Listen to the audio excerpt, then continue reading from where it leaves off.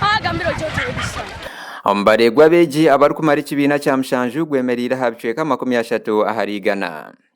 Ekintu kyegyekyererwa aha mbeera mbi ey'abeegi barikushomeramu ahabwe byetoroire aha mashomero obutabanguko omu maka abashomesa obutahayo ekirukumara okushomesa abeegi kandi hamwe n'okubura obushagiki okuruga omu bazaire.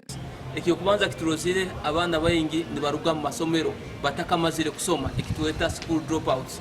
Twesangire nti habuli 10 obuchweka nsanju abatandikira mu P1 tibahika omu kitebe ekya musanju tibamalira kandi ekyakabiri kiturozire twarora nti embeera y'okusoma environment mu masomero agamu ekyali mbi muno. Ari mukuru w'ebyobwegese aha district ya Kagadi Tracy Mbabazi nashobora ngu ekizibu ky'abeegi okuruga mu mashomero batakahendera emishomo yabo n'ekizibu ekyetoriire ekicweka kyona ekyari kushobora ngu k'enjini kiruga omu butabanguko omu maka hamwe n'okubura abashomesa barikumara oteireho ebyombeko aha abeegi barikushomera nk'ebibiina hamwe n'ebirasi.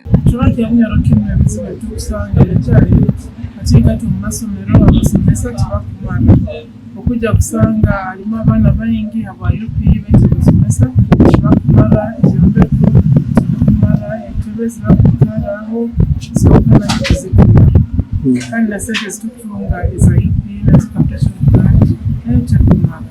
Nagumiza mukushobora ngu hashemerire n'okubaho okwongeza empiha ezirukuruga mu ministry y'ebyobwegese n'emizano ezirukuhebwa amashomero aha buri mwegi okuruga mitwaro 2 okuza mitwaro 5 za shilingi ya Uganda.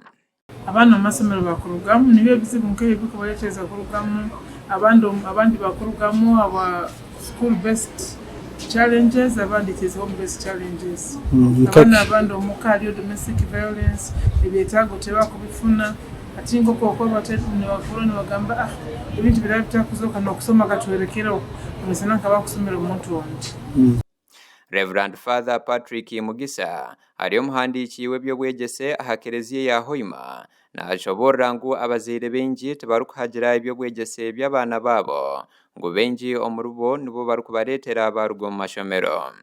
The teachers are not enough. We're having more crisis in primary with the government teacher policy that says everybody who's teaching in primary school must have a degree. Many teachers are retiring, especially those who are seeing they are already 50 years or above. They see no need to go back to school, so the best is to go into retirement. But looking at the staff ceiling across the country tells you that the teachers are not enough. Yes, we have trained teachers, but we don't have the facility, the resources to recruit all of them.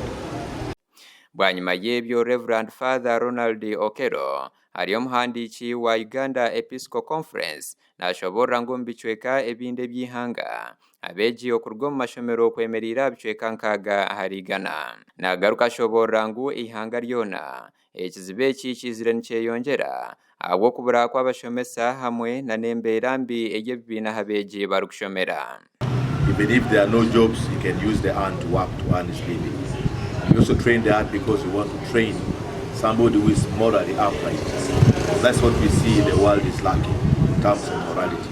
Ebyo nabigambirwe aha mukoro ogwa Education Conference aha Hoima Catholic Diocese omuremba orwa Hoima City. Gasha kwa Gad asaba aha Bwatayari West.